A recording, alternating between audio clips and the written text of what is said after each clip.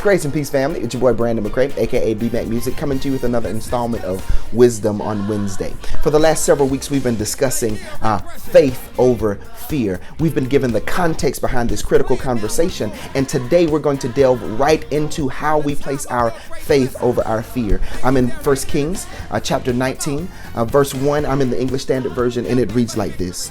Ahab told Jezebel all Elijah had done and how he had killed the prophets, all the prophets, with the sword. Then Jezebel sent a messenger to Elijah saying, "So may the gods do to me and more also, if I do not make your life as the life of one of them by this time tomorrow." Verse 3 says, "Then he was afraid, and he arose and ran for his life and came to Beersheba, which belongs to Judah, and he left his servant there." One of the first things I'd like to lift for your willful and prayerful consideration today is that the enemy has a form.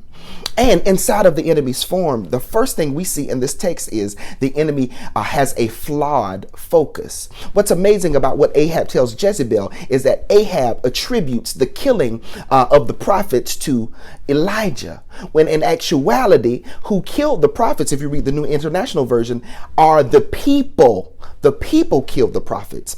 Ultimately, not only that, but Ahab also tells Jezebel that Elijah has done a thing. And if you read the text, you would understand that Elijah has done nothing but offer sacrifice. It was God that called for the killing of the prophets as they were idolatrous. So the first thing we see is that there is a flawed focus. The enemy wants to get you off of focus, and he will use lies, he will use deceit, he will use entreatment of others to shift the focus, whereas you've done nothing, but there will be individuals that will hate you for doing nothing, because as we see in the text, God is the one that did the accomplishing. So inside of the enemy's form, not only do we see the flawed focus in verse 1, but we see a facade.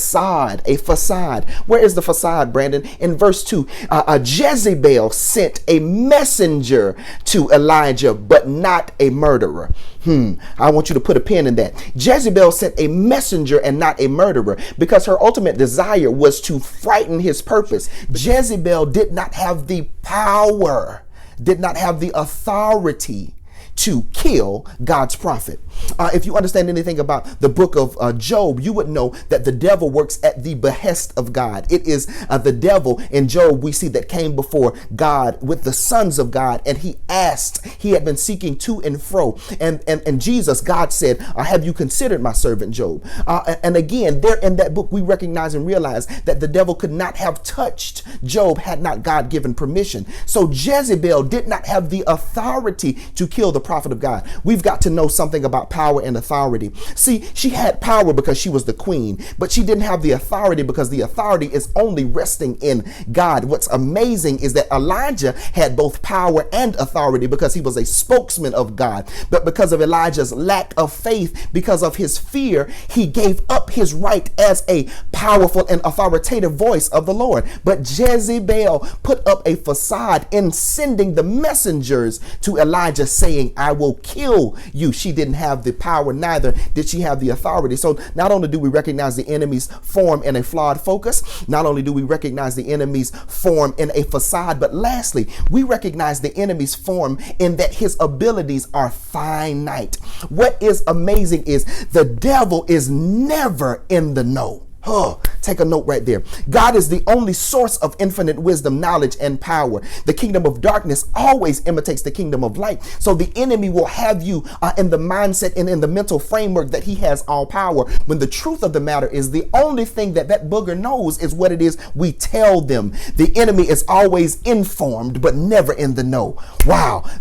Take that down. The enemy is always informed, but he's never in the know. The devil only knows what God allows or what you tell him. And saints, members, and friends, please allow me to tell you, part parenthetically here, close your mouth. Do not let the enemy know the contents of your heart, because the only thing that he can know is what it is you and I tell him. So we've seen the enemy's form today in our conversation. We saw his form in the flawed focus of Ahab's conversation with Jezebel, in the facade that Jezebel offered up, though she did not have the power or the authority. And we see the enemy's form in his finite abilities. Though he pretends to know everything, he knows nothing lest God reveal it or we share it. Allow me to leave you with this parting thought.